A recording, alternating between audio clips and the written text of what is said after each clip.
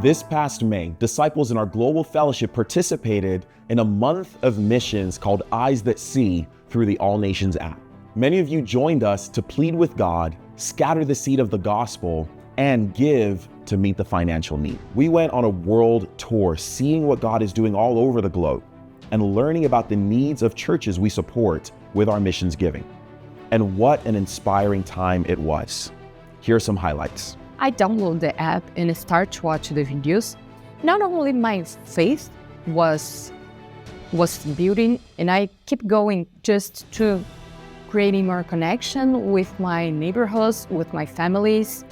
Furthermore, through indirect actions of my husband and I, my sister-in-law and my father-in-law start to study the Bible last month. I was watching the video of all the churches, talking to us, and you're talking about the church that is opening at Aba, which is my city, where I was born and raised.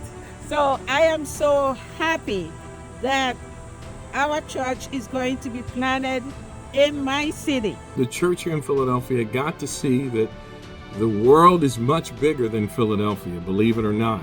And God is moving all over the world in great ways. And the disciples here in Philadelphia were inspired to hear all the good news and the great work that's happening abroad.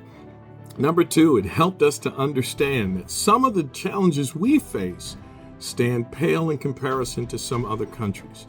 And boy, that's convicting, that's compelling, but it's also inspiring. And the third thing, that prayer is powerful in every way so that we can talk to one another through prayer and move God's heart to advance the great work in each of these countries. We look forward to seeing the fruit that continues to come from this effort to invest our hearts in the mission, because we know that the eyes of the Lord range throughout the earth to strengthen those whose hearts are fully committed to Him.